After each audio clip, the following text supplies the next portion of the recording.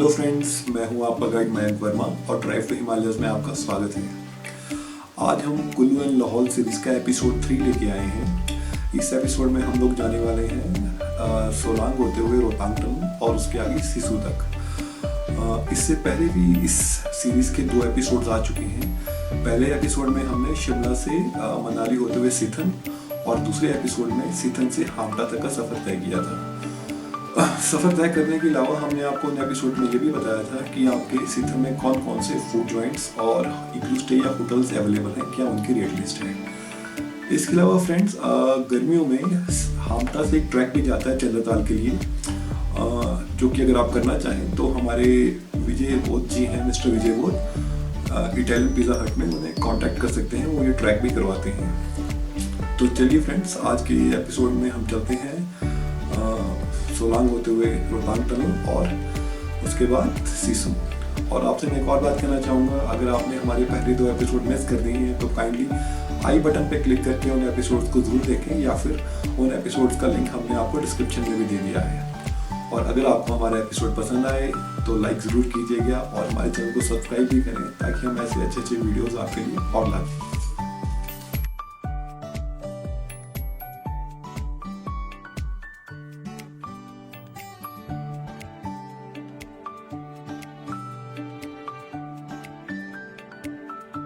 तो सुबह करीब 11 बजे हमने अपना सफ़र मनाली से रोहतांग टनल के लिए शुरू किया।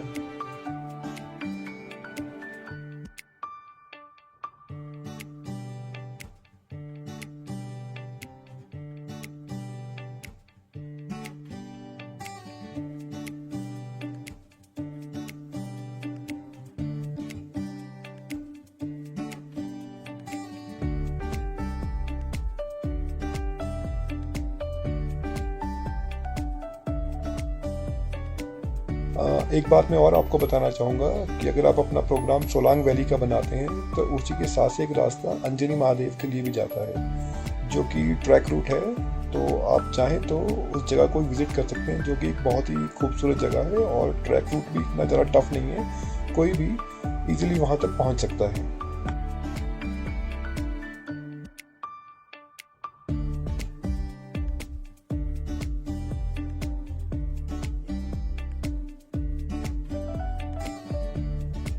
रास्ते में ट्रैफिक जाम इतना ज़्यादा था कि हमें मनाली से सोलांग पहुंचते हुए अप्रॉक्सीमेटली 3 घंटे लग गए।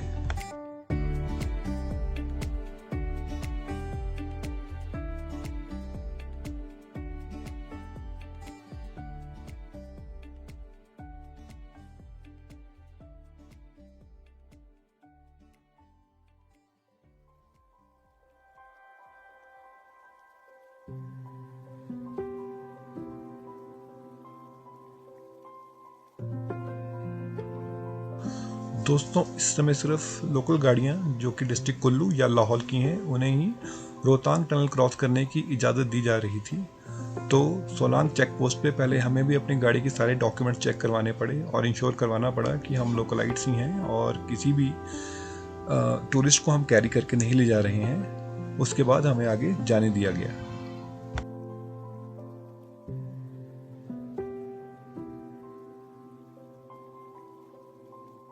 इस समय पर सड़क पे इक्की दुक्की गाड़ियां ही नजर आ रही थी और पूरा रास्ता खाली पड़ा था और रास्ते के चारों तरफ आपको बर्फ से ढकी हुई पहाड़ियां दिखाई दे रही थी।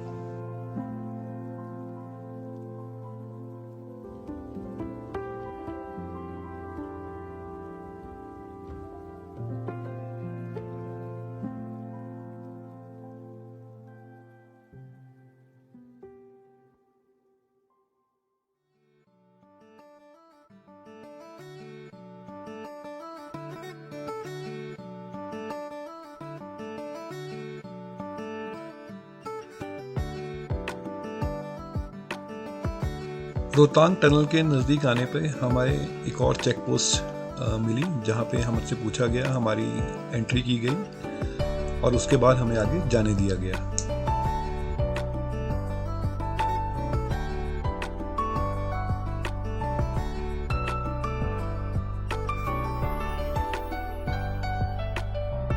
दोस्तों, वैसे तो कोई भी कैमरा इस प्रकृति खूबसूरती को बयां नहीं कर सकता, बट फिर भी हमने कुछ एक कोशिश की है कि इस कैमरे के ज़रिए हम कुछ एक बेहतरीन नज़ारे आपको दिखा सकें। तो चलिए इन नज़ारों को देखते हुए आगे बढ़ते हैं।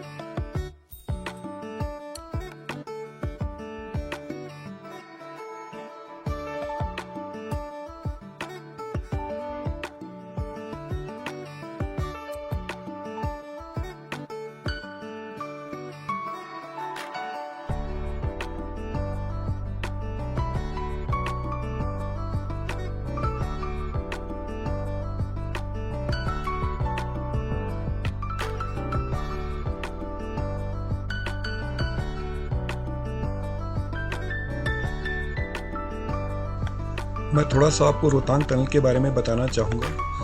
ये रोहतांग टनल का काम सितंबर 2008 में शुरू हुआ था और 12 दिसंबर 2020 को ये बन के तैयार हुई और इसे तैयार किया था बॉर्डर रोड ऑर्गेनाइजेशन ने। इसकी लंबाई 9.02 किलोमीटर्स की है और ये 2 लेन है और इसमें रिस्ट्रिक्ट की गई है आपकी स्पीड जो है वो 40 किलोमीटर से ज़्यादा नहीं होनी चाहिए। एक बात और आपको मैं बताऊं कि यहाँ पे जगह जगह कैमरेज और सेंसर्स भी लग रखे हैं कि अगर किसी तरह की कोई शरारत हम करते हैं तो आप पकड़े जा सकते हैं और उसके लिए आपको भारी पेनल्टी भी देनी पड़ सकती है। एक और बात दोस्तों, पहले मनाली से केलोंग पहुँचने के लिए हमें वाया रोहतांग पास और ग्रम्फू होके आना पड़ता था, जो कि अप्रॉक्सीमेटली 116 किलोमीटर का था और वहाँ पहुँचने के लिए हमें 5 से 6 घंटे लग जाते थे, वो भी तब अगर हमारी रोड कंडीशंस अच्छी हों। बट इस टनल के बनने के बाद अब हमारा डिस्टेंस बहुत कम हो गया है, जो कि सिर्फ 71 किलोमीटर्स रह गया है। अब अगर ट्रैफिक जाम ना हो और स्नोफॉल ना हुआ हो, रास्ता खुला हो, तो आप 2 घंटे में ही मनाली से केलोंग पहुँच जाते हैं। तो अब हम पहुँच गए हैं नॉर्थ पोर्टल पे रोहतांग टनल के।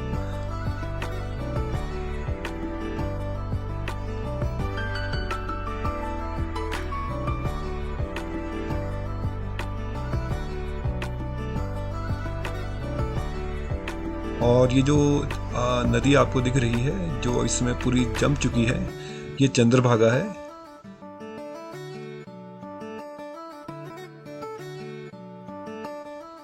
और यहाँ से राइट साइड को जो रास्ता जा रहा है वो आपका काजा ग्रम्फू होते हुए जाता है, जो कि आप देख सकते हैं अभी पूरी तरह बर्फ से ढका हुआ है। अभी बीआरओ ने इसे खोलना शुरू नहीं किया है।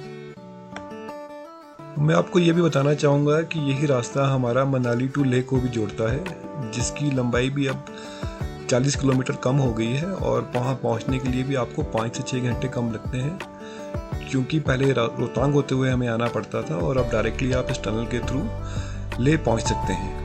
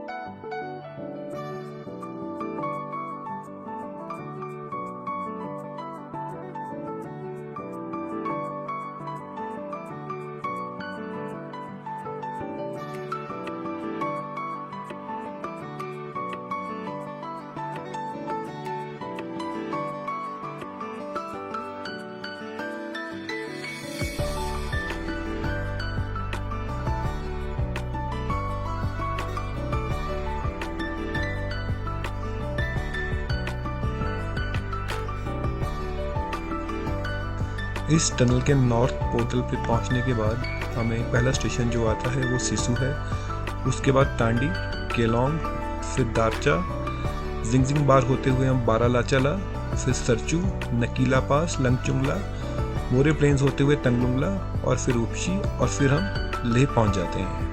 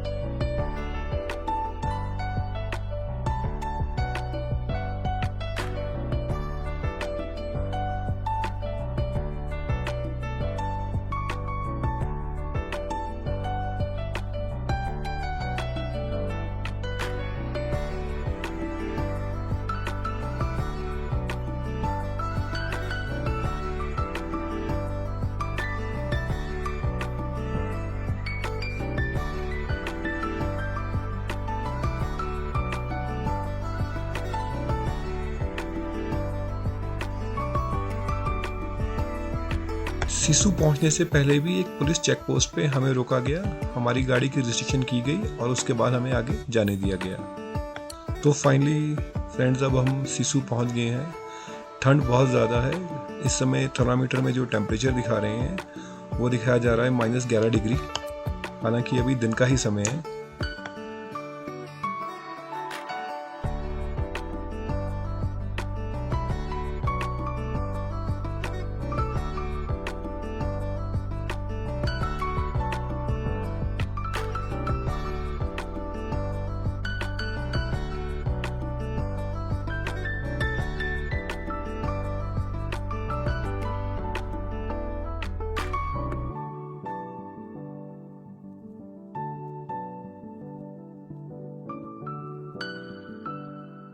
इस समय ऑलमोस्ट सारी दुकानें बंद हैं और एक छोटा सा ढाबा हमें मिला है जहाँ पे अभी चाय, बिस्किट और मैगी अवेलेबल है।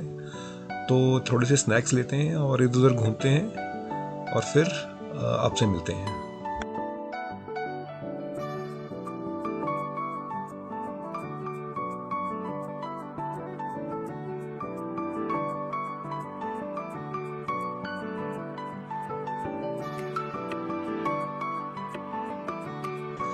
तो कुछ देर घूमने के बाद अब टाइम आ गया है कि हम लोग वापस चलें, क्योंकि अंधेरा होने वाला है और आइस भी जम सकती है रास्ते पे और स्लिपरी और ज़्यादा हो सकती है। तो टाइम रहते हमें वापस भी चले जाना चाहिए। तो चलिए चलते हैं अब मनाली की ओर।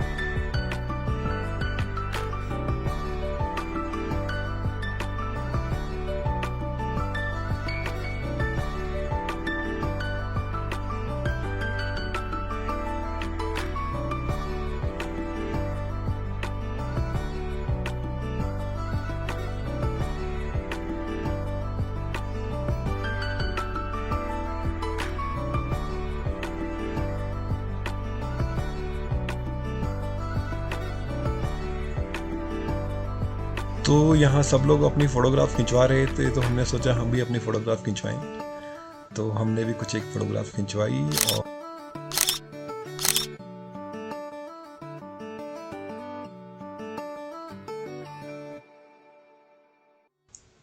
तो फ्रेंड्स अब हम पहुँच गए हैं सोलांग वैली। हालांकि शाम का समय हो गया है और लाइट्स जो इतनी ज़्यादा नहीं है, पर चलिए आपको घुमाते हैं। सोलांग वैली के लिए एक बात मैं आपको और कहना चाहूँगा कि आप कभी घूमने आएँ तो सुबह 7-8 बजे ही चल पड़े अपने होटल से, क्योंकि अगर आप 10-11 बजे के बाद चलते हैं तो इतना ट्रैफिक जाम लगता है कि घूमने की जगह आधा टाइम आपका ट्रैफिक जाम में ही निकल जाता है।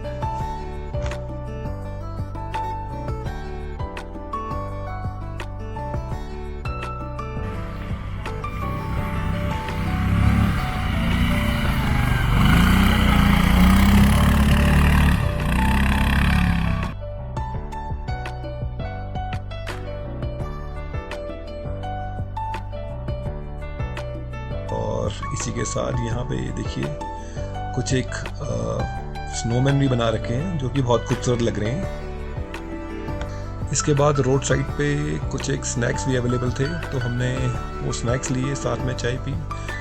पर समय को देखते हुए हमें अब मनाली वापस भी जाना था, तो चलिए अब हम चलते हैं मनाली वापस और दिखाते हैं वो होटल जहाँ पे हम ठहरे हैं।